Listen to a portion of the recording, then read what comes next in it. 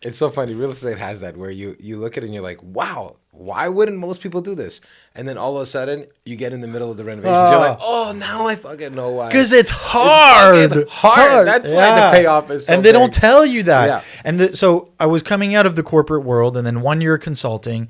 And I was so happy to leave in the morning with my toolbox and say, to renovate this, we need to demolish that. So I'm going to go do that. And that's what I did all day with my dirty clothes. And I'd spend all day. I'd stop at lunch, go get a sandwich or bring one and then eat it because I didn't have a boss. Yeah. And it was also feeding that satisfaction of like, now I'm my own boss now. Yeah. I'm an entrepreneur. Yeah. Except, your first deal, it doesn't make you rich. It doesn't make you poor. Hopefully, it just gets you addicted.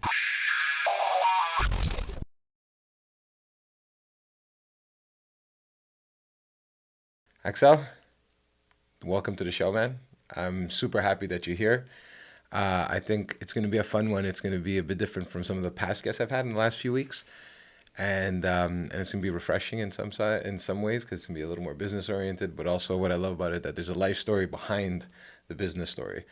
So I just want to say thank you for being on the show, and maybe a little intro about yourself so people get an understanding of what you do and all that stuff. Sure. Well, thank you very much for having me, man. Yeah. It's a pleasure to be here. Axel Monsaingeon, born and raised in the French Caribbean. I ended up coming to Quebec for school. I grew up on an Okay. island in the Caribbean where school stops in secondaire 3. So after that, you gotta. Shit, I didn't know that. After that, you gotta go. So after all these conversations that we've had at these events, you Yeah. never met. I didn't even know that you Well, because in a way, for me, like life in Canada started when I was like 16, were. Okay. and so then it was a new start, and I finished high school here, and then went to Concordia University here in Montreal, and then started working in supply chain and logistics. I thought I Okay. wanted to be a banker. Okay, if you want to hear the funny story, I studied economics Okay. at Concordia, economics and commerce, and I loved economics because it was for me an explanation of how the world worked.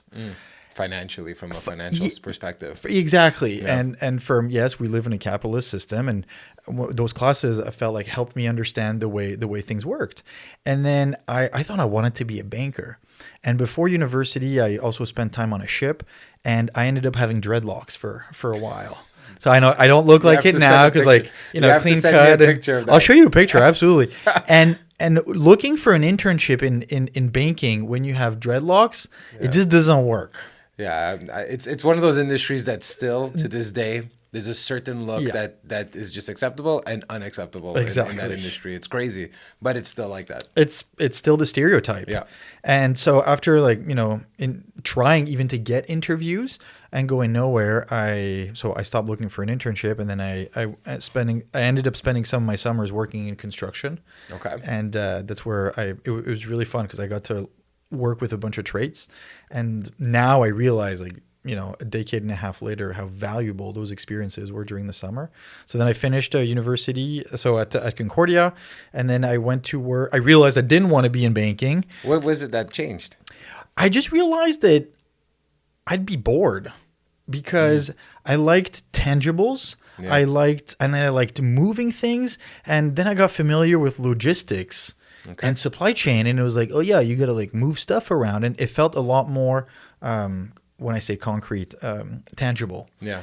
And so I started to work for a company that had a container terminal. It was here in Montreal on the South Shore, and I had a blast actually because it was part in the office and part on the terminal. So I ended up spending a few hours a day. I was the guy at the window in an empty container with a computer where the trucks drive up to, and you open the window Yeah. and then they come for their paperwork. And I ended up being that guy for about 2 hours a day. And the rest of the time I handled a few accounts on maintenance. So it was computer work. Yeah. And I liked it because it still had a very realistic aspects because we had containers that came from a supplier, and it was filled with Pam, and it was here for 2 days, and then it was going to the port of Montreal, and it was being shipped to South America. And I liked that because it was very tangible. Well, it's funny you say that because even for me, the moment I started kind of understanding and working with computer systems and logistics and like all those things when working in tech, it was ah, so this is kind of like how things really work. And you kind of like, it's kind of like understanding electricity in a sense, you know, like you Yeah. just turn the lights on and you don't really ask how the fuck did the lights Yeah. turn on? How did all How that does make it all this shit happen? really Yeah. work, you know?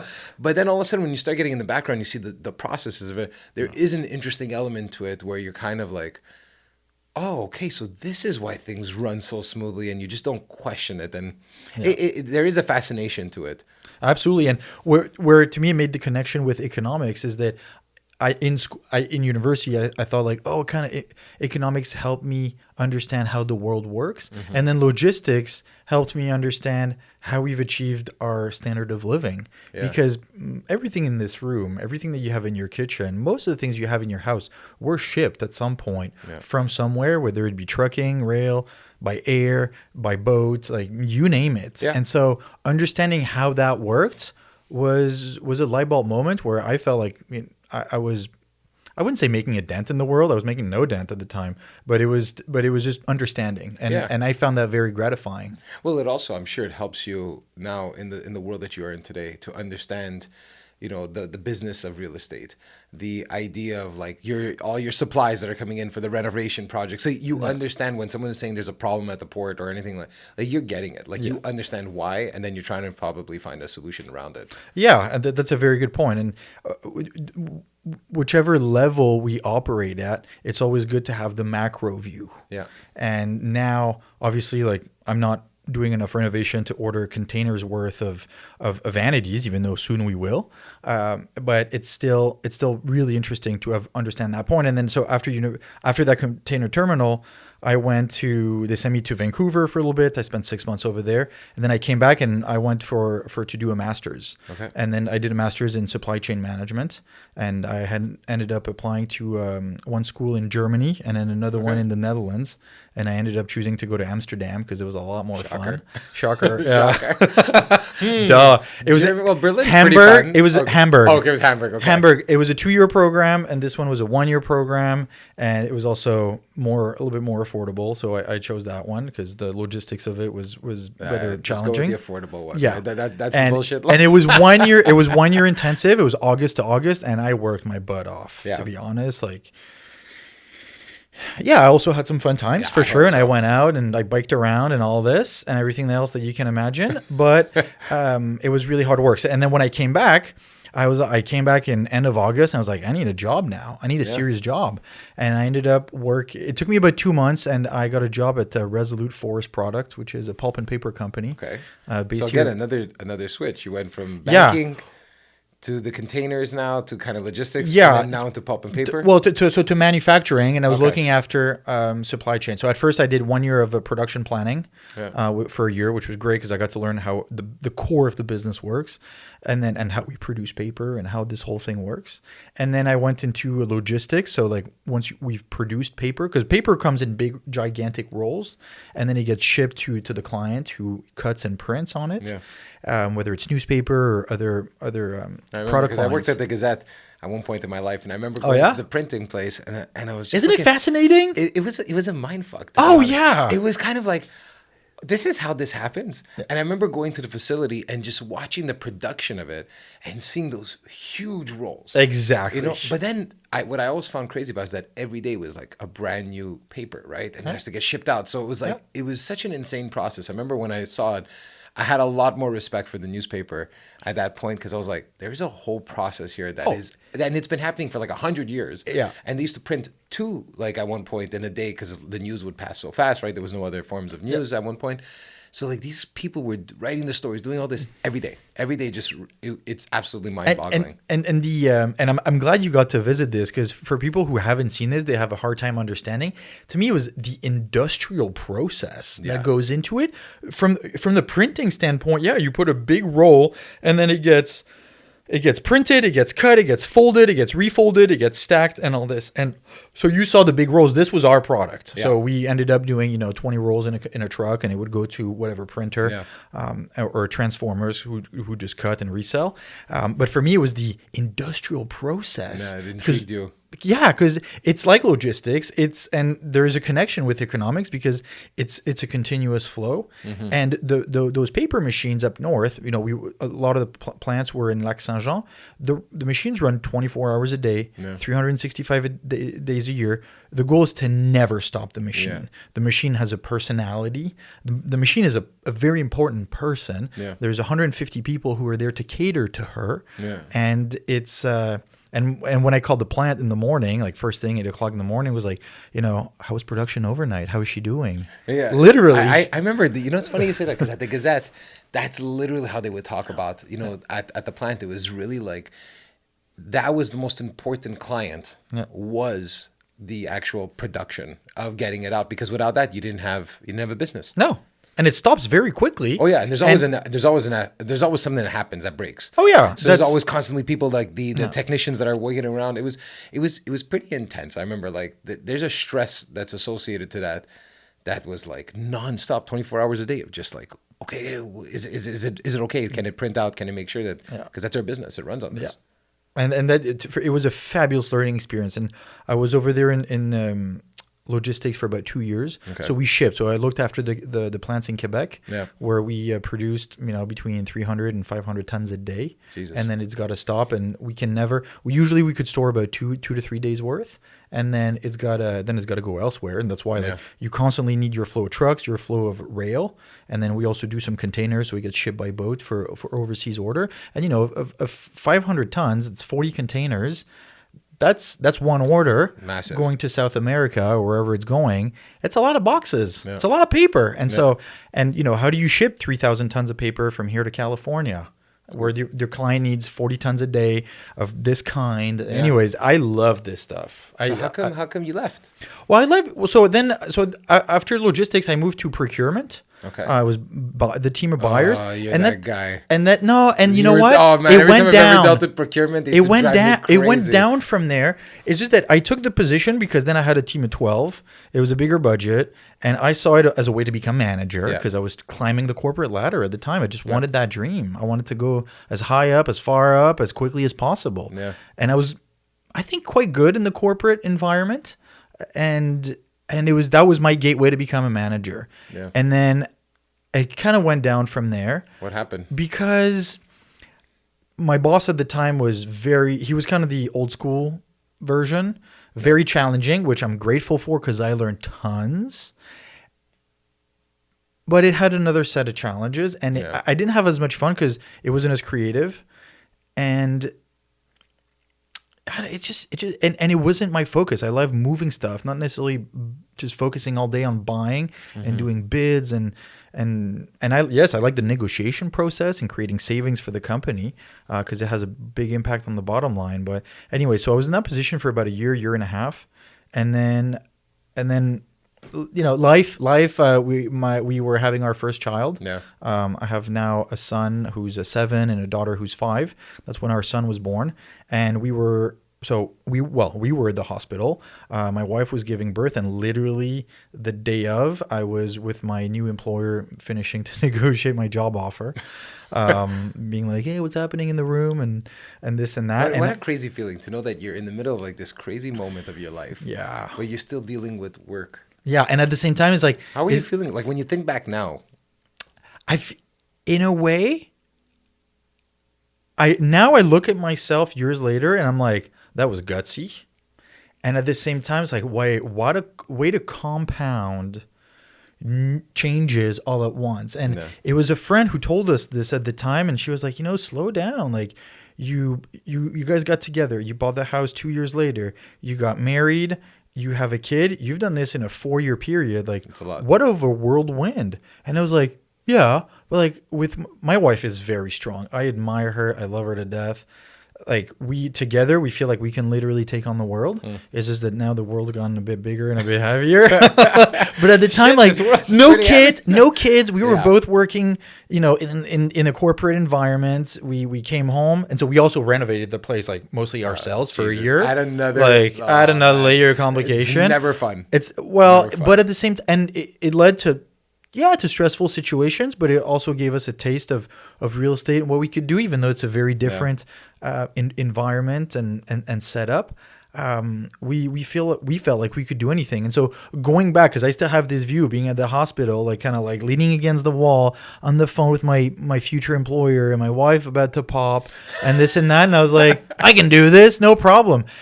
And now thinking back, like, yeah, we piled a lot on ourselves, Yeah. but you know what? You don't, no risk, no reward. I wouldn't go back to change a thing. Yeah. It was good. It led us to where we're at today. So anyways, I took a new job at CN. I like to say like a little logistics company. And Yeah. it's like they move most of Canadian Yeah, products I was across the about to say, country. that's pretty much like it's a staple in Canadian logistics. Yeah, for 150 years. Yeah. And the thing is that I had a hard time over there. It was Why? because it's a very rigid corporate environment, very like trains, very slow moving. Yeah. And it's great for some people, and I just didn't fit in there. So I lasted a year, Yeah. and I basically waited for my wife to go back to work at the end of mat leave, and then for me to resign from over there. How was it, especially now that because when you look back now, you know that it was a good move. But back then, let's say your wife is just had a baby, you have this house, you have all these things going on, and you're gonna resign from the job that probably helps pay for half the stuff, or Oh, or yeah. who knows whatever how Oh, much yeah. So it's a good paying job. How did you get that courage, or what was it that happened that finally said, you know what, it's just I got to get out of here? That's a great question, and that's such a I was gonna say a personal moment. There's a huge part of psychology, and also not esoteric, but I knew I wasn't delivering what I could do for myself, for my wife, and for the world. And just to unpack this is just that I was bored at work. And when I literally went to HR, and the woman who hired me in the HR department had been there for, let's say, 2-3 months. She was part of that newer wave. And I went back to her after 6 months and I was like, look, between us, I closed the door in her office. I'm like, between us, I'm really bored. Yeah. What do I do? And she's like, take it easy. Don't do too much. Don't stress too much. No. Just cruise. And I was like, okay. Yeah. And then I went back to the 7th floor and I was like, wait, what did she just say to me? I understand, but like that's not how I want to live my life. Yeah. I always felt like I could do more. And I had this entrepreneurial drive where I kept seeing opportunity. We could do this, we could do that. What Yeah. about this? But it's really scary because you resign. That's it. The money stops. Yeah. Like realistically, like we have stuff to pay, but then we have a mortgage. We have a 10 months old. Like it's so scary. But what allowed me to do this and gave me the strength and the confidence to do it was the strong bond with my wife, where she said, Excel, we'll figure it out. I'm going back to work for a little while. We can live just on that. And you'll figure it out. And what happened is that, so I resigned over there, and at the time already I was listening to like real estate podcast, and we liked real estate, and we had bought a rental condo. That was 2018, and I resigned in 2018 because I was financeable. So I closed. I rented the condo. It was a done deal, and you had at least stuff set up before. so just stuff was yeah. set up, and then I resigned. And I had a friend who had bought a small company in doing maple water, and he needed some help.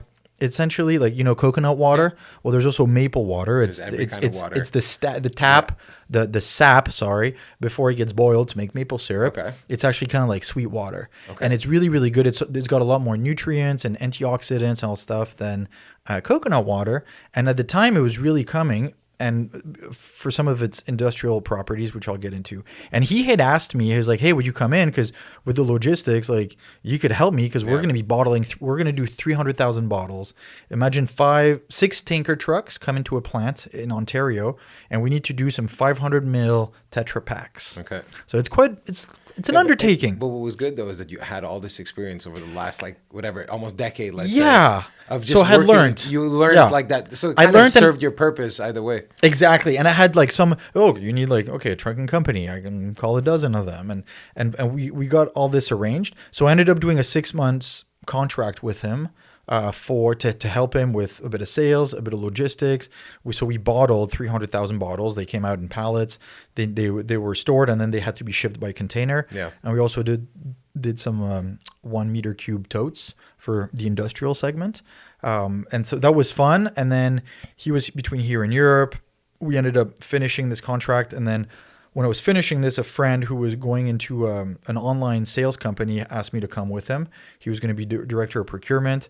He'd asked me to come and do some management, operations management. So we went together. We came as a 2-pack.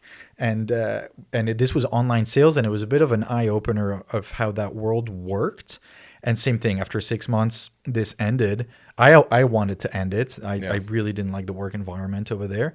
And again, like I had this entrepreneurial itch to be able to move forward. And with my wife, we said, okay, let's do it. That was January. In March, we found a 5 units that needed some renovation. We closed in May. And So that's like, we'll take one pause there. Sure.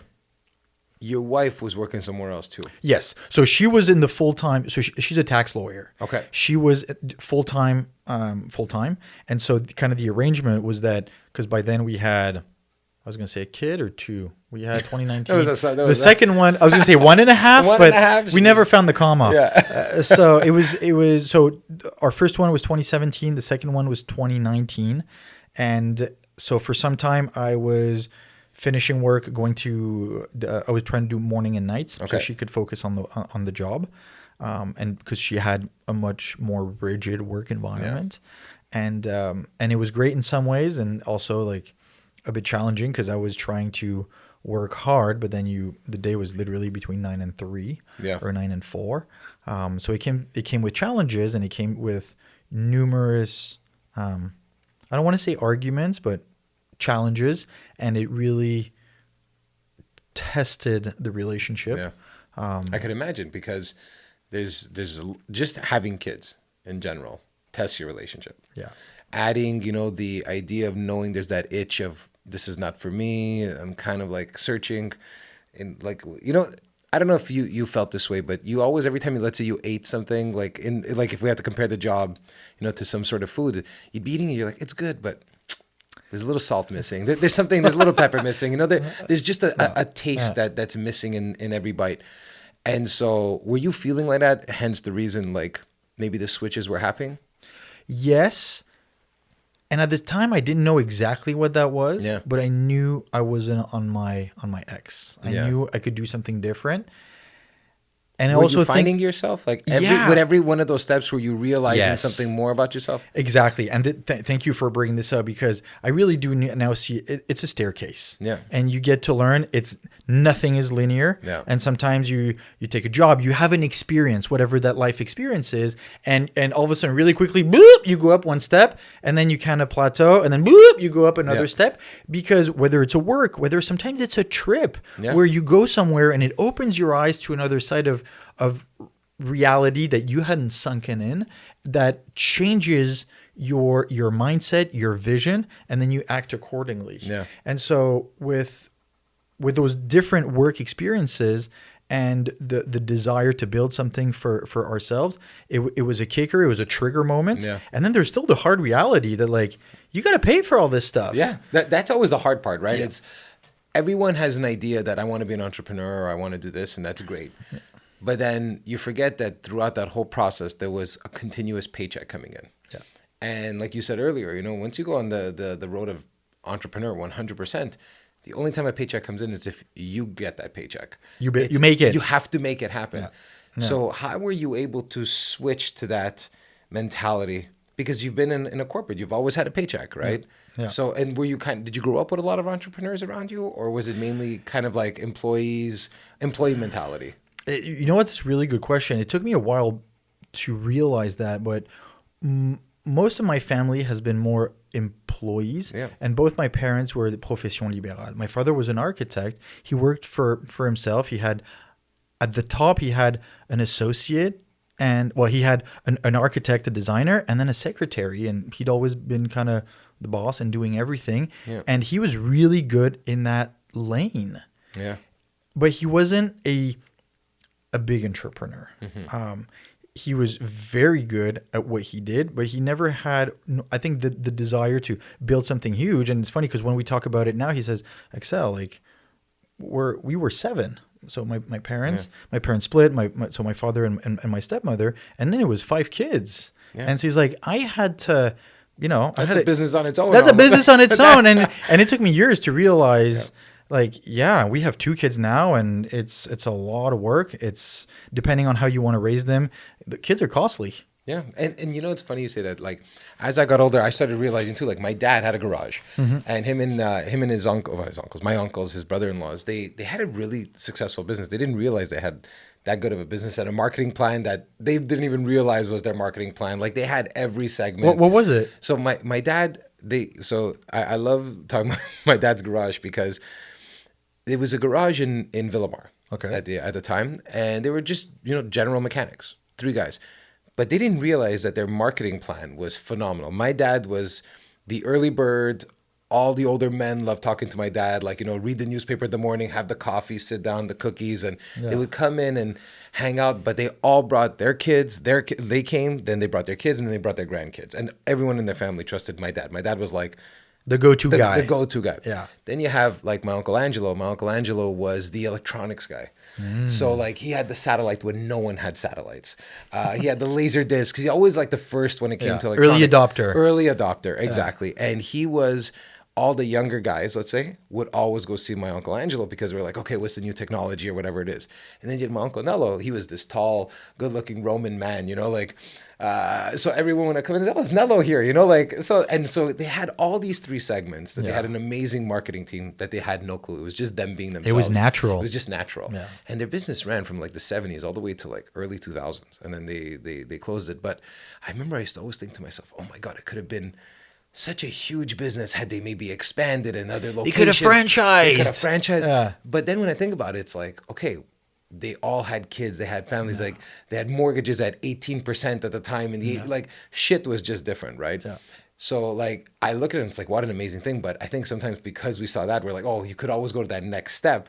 But I mean, there's so many things. Like I'm sure maybe your kids are gonna say, Dad, how come you didn't do that? Like you had the opportunity, how come you didn't do it? And they'll realize it when they have a kid one day. Yeah, and thank you for sharing that. That's super interesting because kind of like the common point I was going to say, your dad and my dad, is that maybe it's just simply not what they wanted. Yeah. And that's okay. Okay, when did you start realizing that more isn't always what you actually want? Or I don't know, I've realized that. Yeah, but I'm it's, I love this question. I don't know when, but lately, recently in the last couple of years, same. I don't know. It's just, there's been a lot of stuff happening, and I'm also taking a bit of a step back of like, how do I want to live my life? Yeah. What is it that I want? Do I want to wake up with more stress? And when is enough enough? Yeah. What is it that I value? And, to make the transition with this, like, I'm really happy to go take the car and pick up the kids at 4:30, pick them from school myself, and all this. So like, sometimes I can, sometimes it's my wife, it depends. But like, I want to spend time with them. My family is so important. My kids, like, they grow up so fast. And so going back to your question, like, when did I realize this? I don't know, but it gave me it lifted a burden off my shoulders, because we live in a world now where, depending on how much we accept from it, and I'll use the word accept, social pressure pushes us to more, and he did better than you, and he's got another bigger car, and this and that. And if you want to take that pressure, you fall into the trap where it's never enough. Yeah. If you refuse to live by those rules, you have a lot more chances of being happy because you live by your own rules. Yeah. It's funny, someone had mentioned this analogy once, treadmills. Oh, yeah. He goes, the more you keep on adding, it's just more treadmills you got to run. Yeah. And you're always trying to find faster, harder, longer. You're out of breath. He's like, it catches up to you at a certain point where you realize, like, I just can't run anymore. Yeah. Like, I am exhausted, physically exhausted. And I completely, it resonates, everything you're saying, because there was a point, I remember, when all that mattered was how many more zeros can you add? How many more things can you own, or how many, cars was never my thing, but like for simple cars or whatever it is. And for me, it was like, okay, real estate.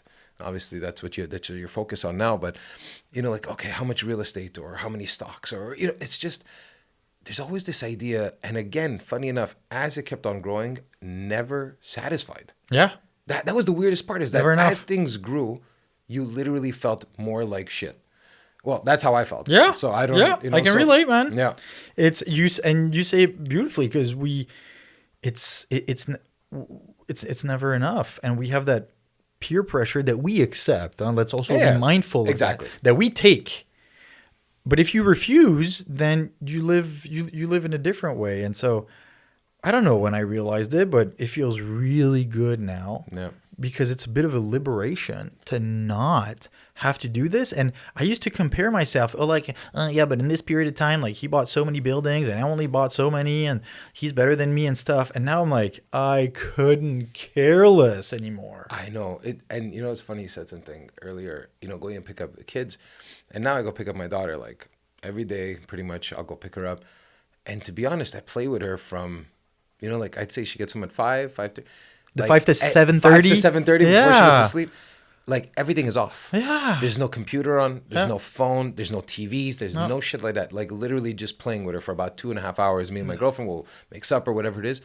And to be honest, I, like, at all costs avoid anything that goes between that time. Yeah. Because I know it's going to end one day. She's not going to want to talk to me one day. It's like, it's going to happen. Like, sooner or later, she's going to be like, Dad, you're not cool. I don't like you anymore. I want to go hang out with my friends.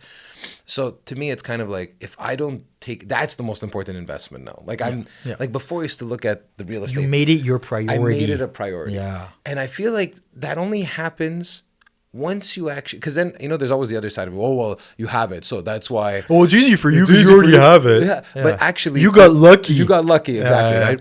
But it's like, no, I worked a lot. I didn't sleep a lot of fucking nights. Yeah. And I really stressed the fuck out for a long time.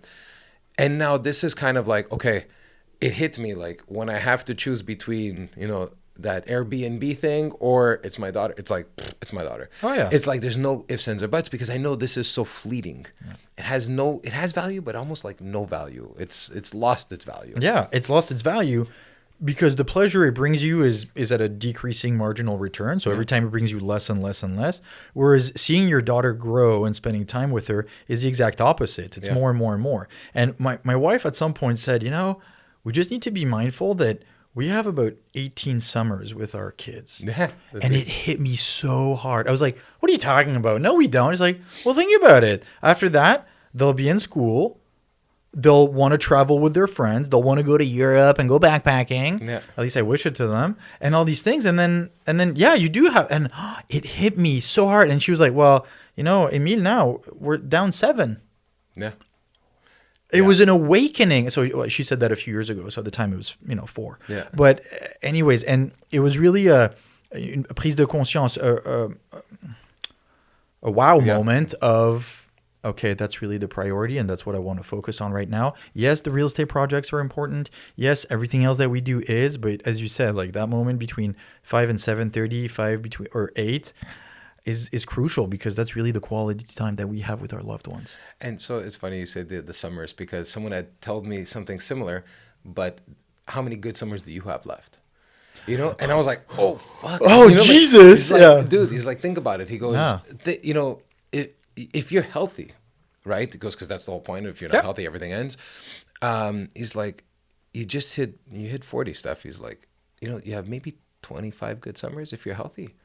Like, just depending, because most people at 65, like, maybe some health shit starts kicking in a little more. If you don't take care of yourself, it catches up to you inevitably. Yeah. And I never looked at it from that perspective either, of my own summers that are left. Yeah. So there's her summers, but there's also my own. Like, so if I'm this stressed and if I'm this focused on all these other things, am I going to enjoy those summers? Yeah.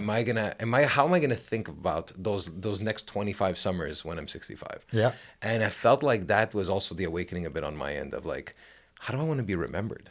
Is it, and how do you structure your life so you can have those summers with her? Yeah.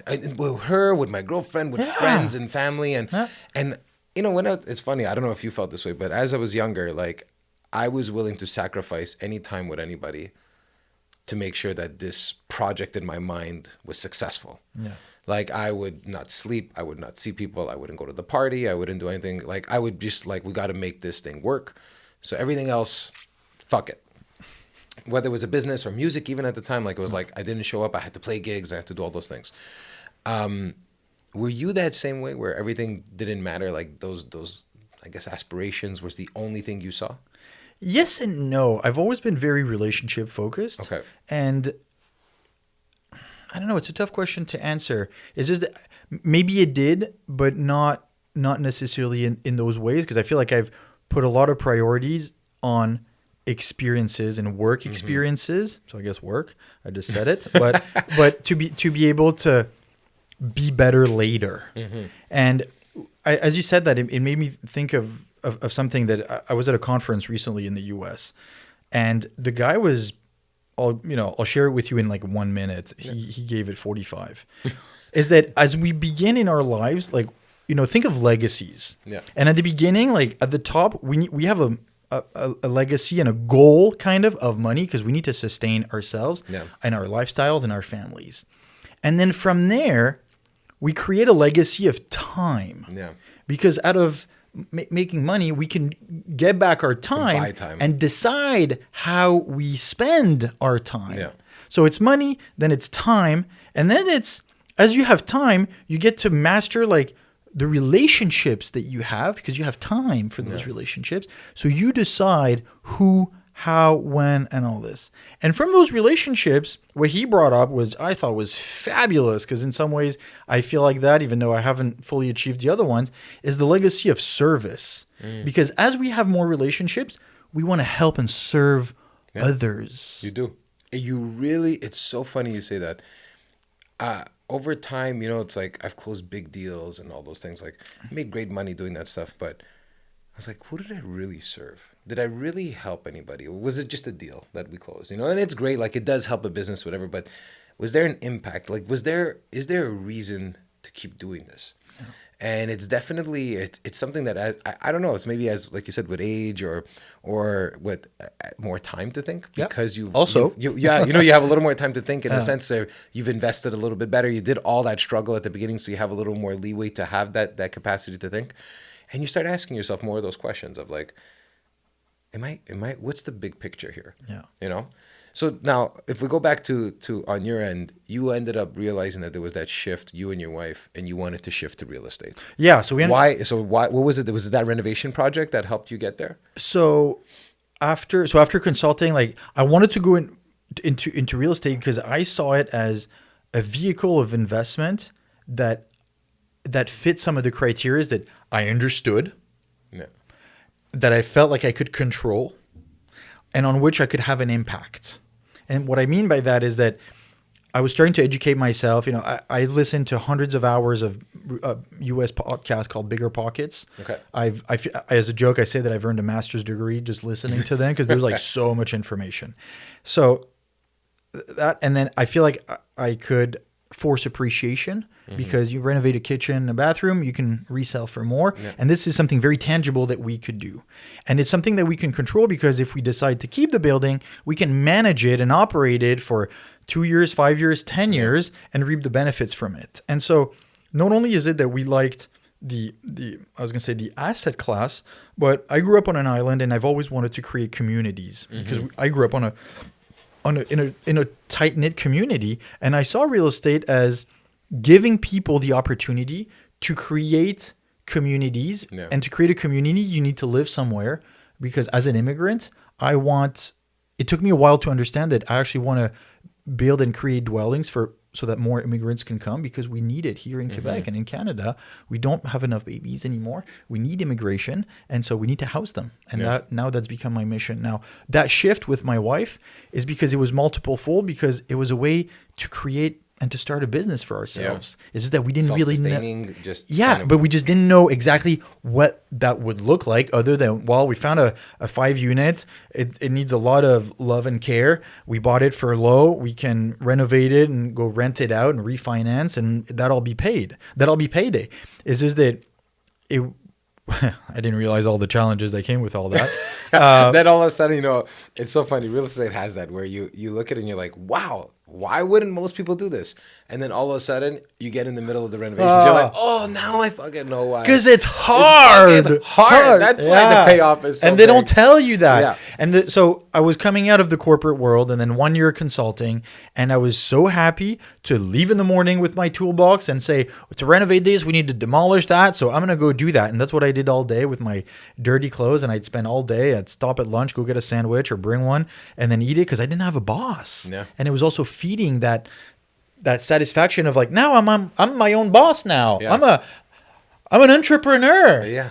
Except, your first deal, it doesn't make you rich. It doesn't make you poor. Hopefully it just gets you addicted. Yeah. And that's what happened with us. So it took us about... Was it successful? Yeah. Project? Yeah. It took us 16 months from acquisition to refinance. Okay. We refinanced. We pulled more than we put into it. And I think I ended up... Oh, that's a win. It's a win. Just right away. It's a yeah, win. in today's environment, it's a win. At the time, interest rates were much lower. Financing was easier. And then we took all of our capital back out, and I pocketed an extra like 70 or 80K, which I considered was my pay.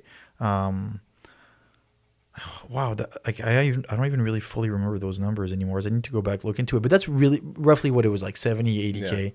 Yeah.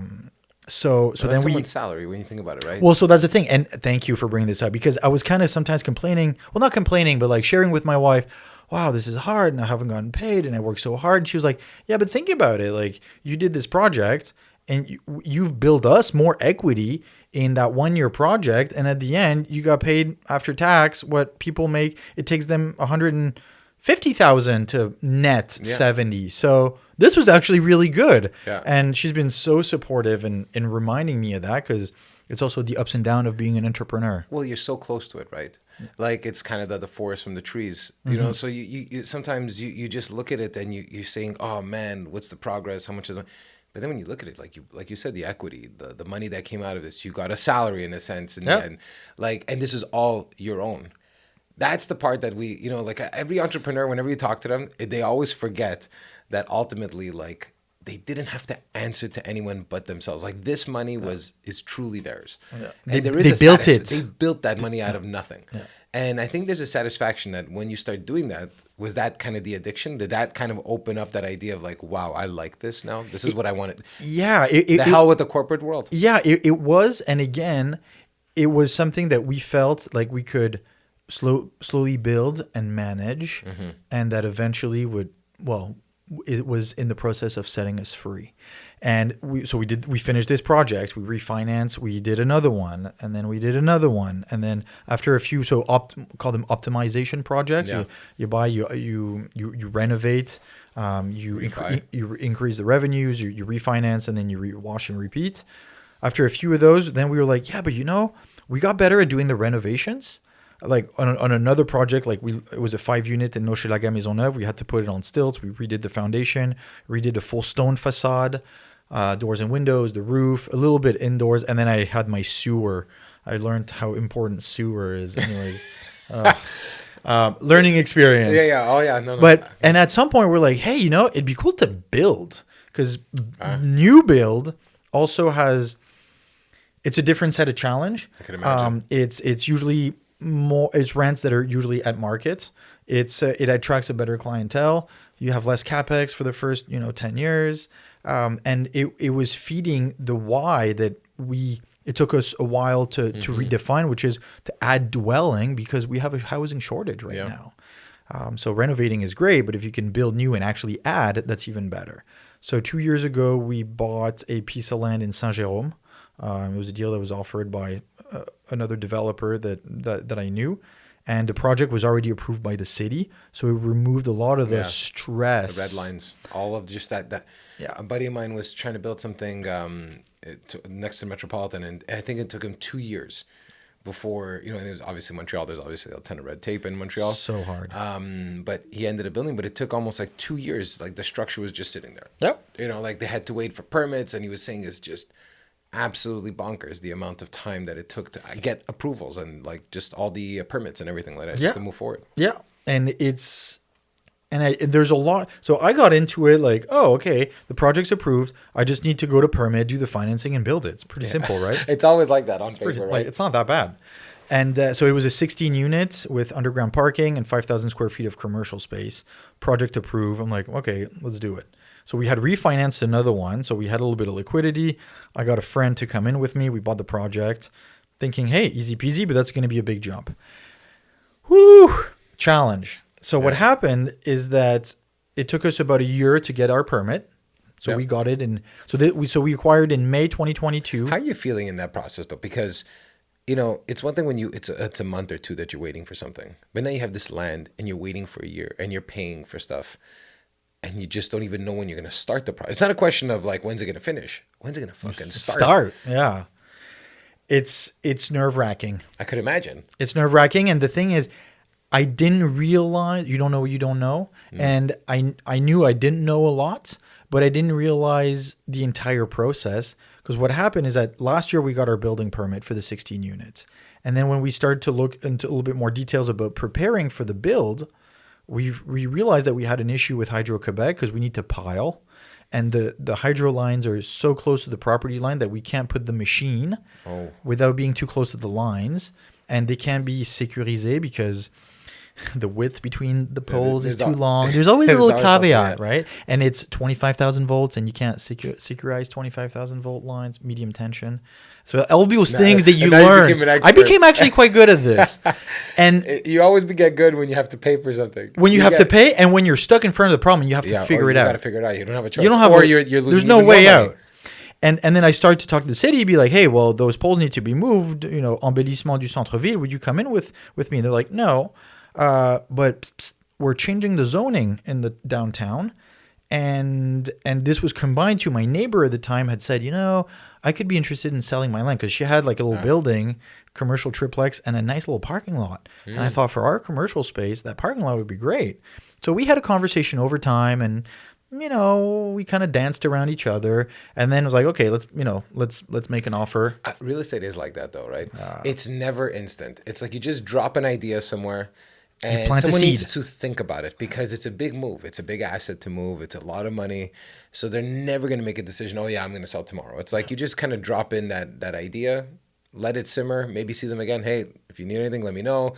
And all of a sudden, like a few months later, then you get a phone call. Hey, are you? I was thinking about what you said. Yeah, I thought about it. You know, it takes almost like a 3-month process for someone to recognize that there is an opportunity here. You're right. There's a very long lag. But that's why I think people aren't successful in real estate. I know that was one of the main reasons why when I was an agent. Impatience? When I was an agent in 2011, like I was saying earlier,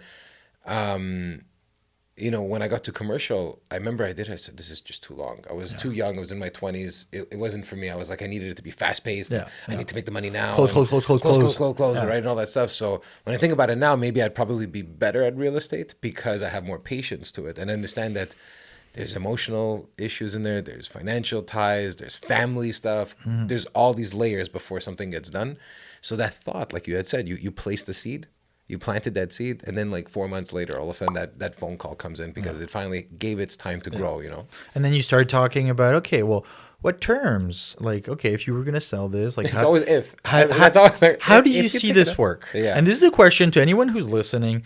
Take it in your vocabulary. Yeah. You don't have to solve other people's problems. Exactly. You can just ask them, okay, walk me through how you see this work. It's unbelievable what comes out as an answer. Well, you're actually giving the space to the person because you're assuming that you're a genius and you know everything and that everyone else doesn't understand shit. But there's so much backdrop and backstory to this person that maybe there's all these reasons why they can't move forward right now.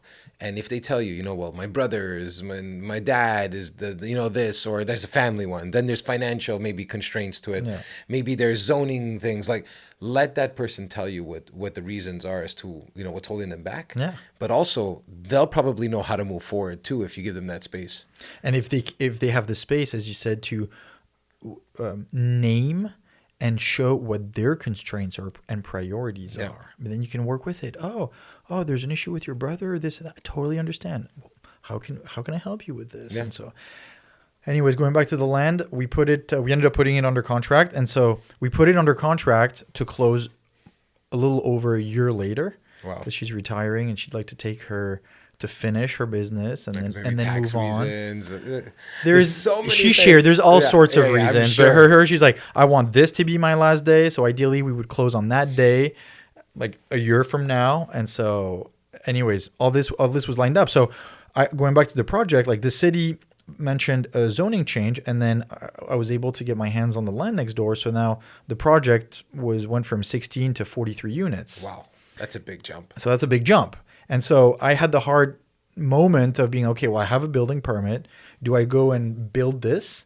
Yeah. But highest and best use, my friend, highest and best use. The value of a property of land is determined by what you can do with it. Yeah. If it's all wasted land, it's useless. If you can build a 40 unit building, why would you go build 16? Yeah. If you can do 6 floors, why would you do 3? Yeah. And so I had to make the hard decision to actually take my permit, my plans. It's like throwing them out the window. You don't literally do that because you keep them in archive on your computer.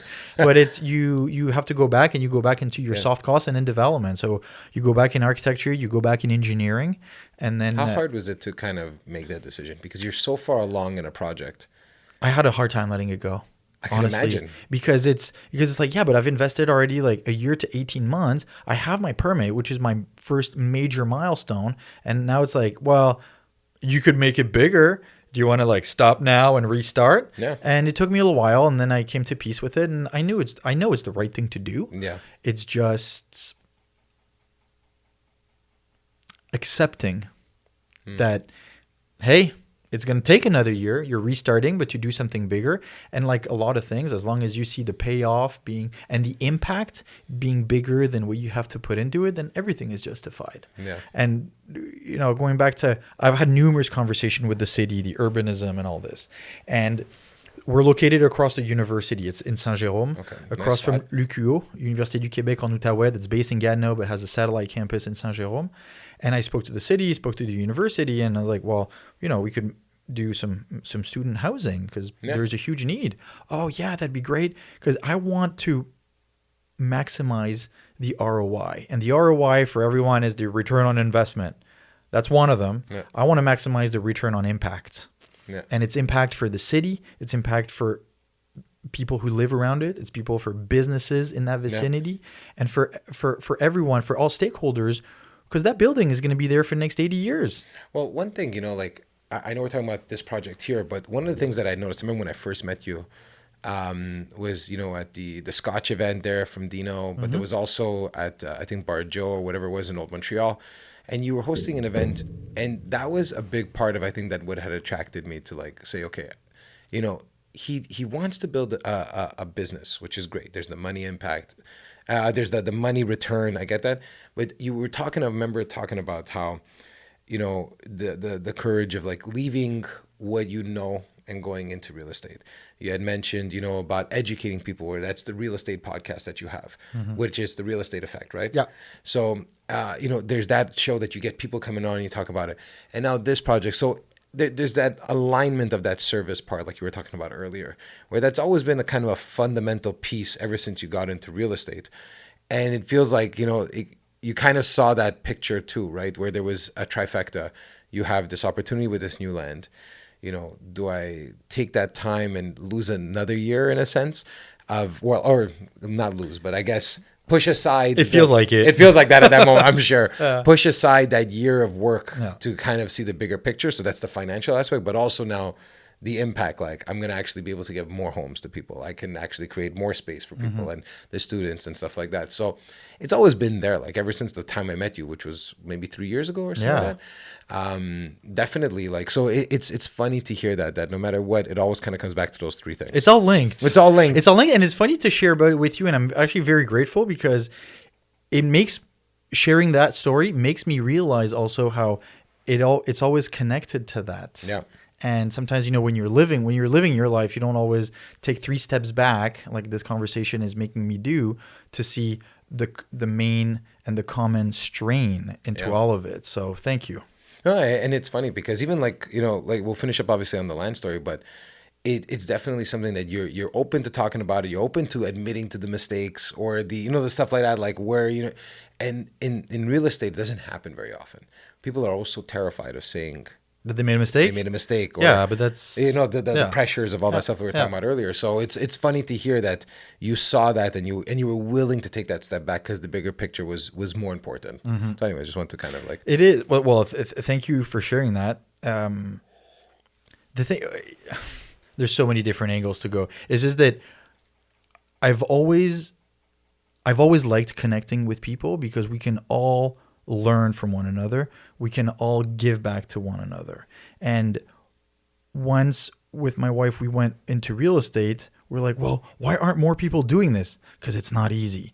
But okay, and the main things were main barriers were not enough time, Yeah. not enough knowledge, and then not enough deals. And to me, that's not true because there's plenty of deals. But it's time and knowledge. Yeah. And then not well, the time you're your master of your time, but the knowledge. I was like, we always have fun conversation with people. Why don't we just share them? And I was like, well, let's just do a podcast Yeah. so we can exactly like you did Yeah. because you have fun doing it, Yeah. and because you take a huge amount of learning from every conversation and episode that you've had. I know that I don't think people understand the benefit They of it. don't.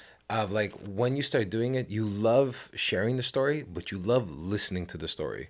Like hearing back, and I'm like, because I see a lot of like elements that you can be you're familiar with the story because you could always find yourself in every story you hear, whether you're exactly like it or nothing like it. But there's always some sort of spectrum of where you are on it. Yeah.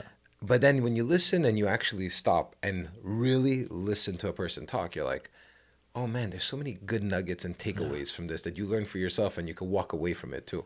So I agree with you. Like the podcast, like I'm sure on your end with the real estate stuff, how are you feeling at the end of those episodes, knowing that it's like legitimately your industry? You're always in it. I feel bomb. I'm so happy Yeah. because, and I've had literally episodes that it took me 2 days to recover from because this 1 hour conversation gave me a kick in the butt. Yeah. Like, man, this was good. And so I release weekly. Yeah. And I say now as a joke, and it's true, like I am forced to have meaningful conversations every week Yeah. with people that I wouldn't have. Yeah. Because exactly like you do, you can reach out to almost anyone you want and be like, I heard you say this and it's really interesting. I host a podcast. I'd love to share this with other people. I know. And that's it. That's it. For me, one thing that I realized about this is that everyone has a story. Yeah. Like, and that's the fun part about it is that, and then you would never know. Like, you start off that you were in the career. I was like, when? Yeah. Like, it starts off there. I was like, you threw me off, Then you had like this whole corporate career that I didn't know, and then, with your dad.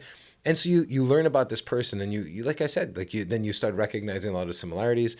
But it's interesting to know that there's this content that people can leverage. And I think one of the things that you said that was interesting is the knowledge part. And that most people, when it comes to real estate, it's really, there's an element of financial barriers that people might feel like they have, but it's also because there's the lack of knowledge about those barriers. Mm-hmm. Why did you feel like it was necessary at that point to do something like a podcast? Because a podcast is still, it takes time, and it's taking time away from the business itself. Yeah. There's an element of, you're establishing yourself too, but I mean, to do a podcast, it takes time. Like I know personally. So. Firsthand. It was what it gave back. Again, at the beginning, it started like a game. It started because I started a meetup that was online. It was every second Tuesday on Zoom. And then it's just that it's great. It lasted about an hour and a half. When you hang up, it goes away. It's gone. I was like, how could we make those conversations more meaningful? Because every time we had conversations with my wife with successful real estate investors and industry professionals, we learned something from it. And I was like, oh, it'd be great to share it. That was one. And number two, it does help. And it took me actually like maybe a year or two to realize this, is that now I feel comfortable reaching out to literally anyone. Yeah. Because I feel legitimate in asking them questions to say, hey, you know what? You're an expert at this. I'd love to have you on the show so you can share your knowledge. Yeah. And the thing is, yes, it's for everybody who's listening, but I'm the one firsthand of like, man, what am I going to be able to learn from this 45 minutes? Yeah. I love it. Yeah. It's a game. How nervous were you when you had to first do the first one? Oh, it's nerve-wracking.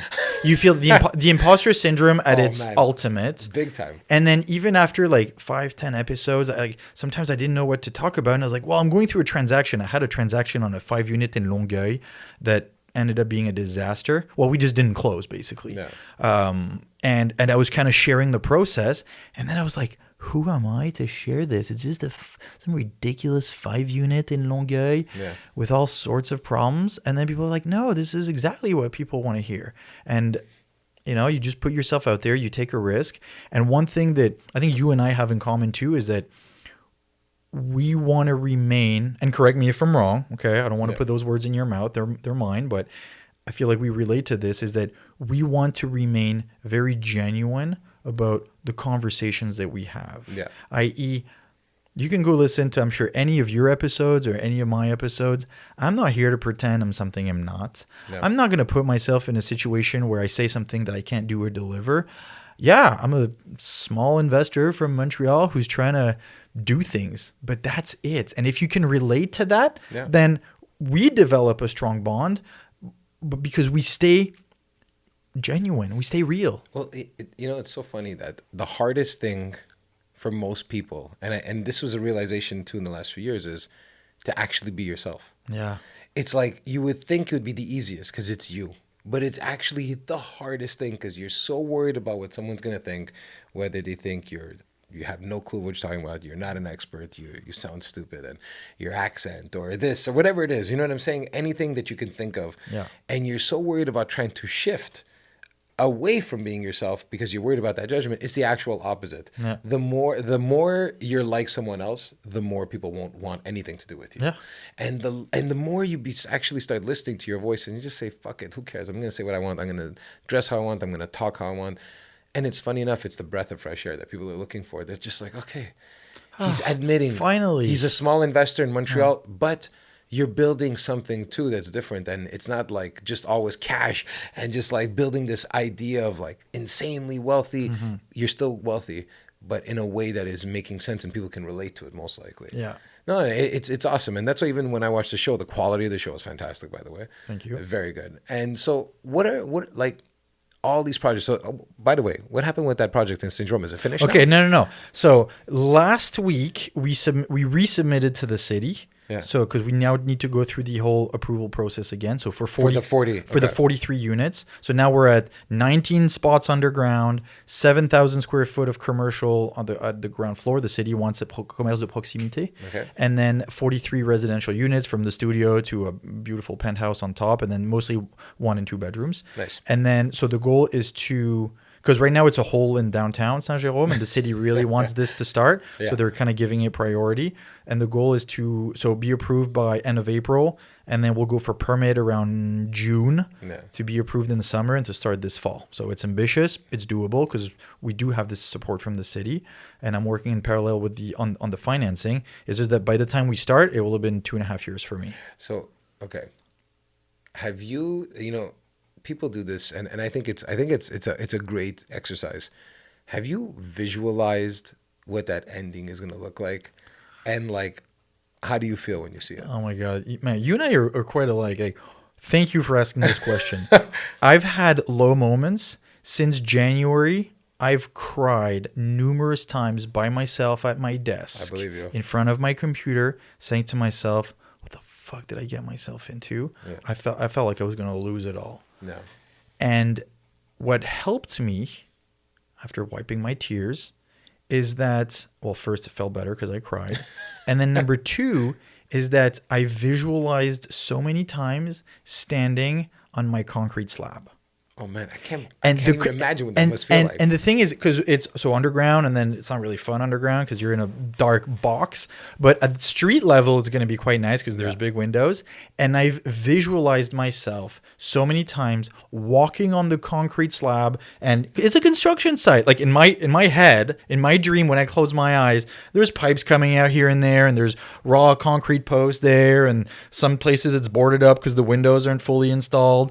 And I look up, and there's like the beginning of the HVAC system, and I visualize this so much in my head that I know it's going to happen. Yeah. And that's what's driving me even in hard moments. And because the architect, I have a fabulous architect, shout out to him, Mourad at Edifix, highly recommended. Contractor Antoine at Devlor, they've trusted me, they've come on board. It's been almost 2 years. Yeah. And they see the vision. They know it's going to happen, and sometimes I've because all of us got discouraged. I can And I imagine. was like, hey, but guys, when we're going to be walking on that concrete slab, and lately, so on the new design, on the sixth floor, we have a recreational room Okay. with a pool table, a bar area, kitchen/bar area. And there's like 4 seats at the bar. And I've said to everyone, you're going to sit in that chair and I'm going to stand right here and I'm going to be making drinks and I'll serve you. And for me, it's so clear Yeah. that I see it that I'm like, it's going to happen. So, you know, your whole like demeanor changed, like even talking about it. It's like you mentally went there. Yeah. How important would you say for someone that is walking into a project in general? Because this is a big fucking project. Like Yeah. we're talking 42 units. You're building a part of the city. Like, you know, you're gonna be there for like that's a legacy that you're leaving there in one sense, you know? Yeah. And how important would you say having that vision is for someone that is ever gonna take on a project that is massive for them in their eyes? It's crucial because it's a daily reminder of their end goal. Why? What is gonna look like? It's a motivator. It's a reminder. It's for me. It's j'allais dire like a lifeguard buoy, but it's not like I'm drowning. It's just that it's a motivator and it's a tool. Yeah. It's a tool to keep going because whether you're investing in real estate, whether you're building an online business, whether you're an artist trying to achieve something special or big or what, you're going to have moments where you're going to feel down the drain, Yeah. you're going to feel like crap, and you're going to feel like giving it all up and just say, fuck it, I'm done, I'm pulling the plug. But the truth is, if you pull the plug 3 days later, you're going to regret it because you've invested so much time and money. And most likely, if you started, you know you're capable inside. Yeah. It's just that you weren't ready for the difficult journey and the obstacles that you're going to have to overcome. Yeah.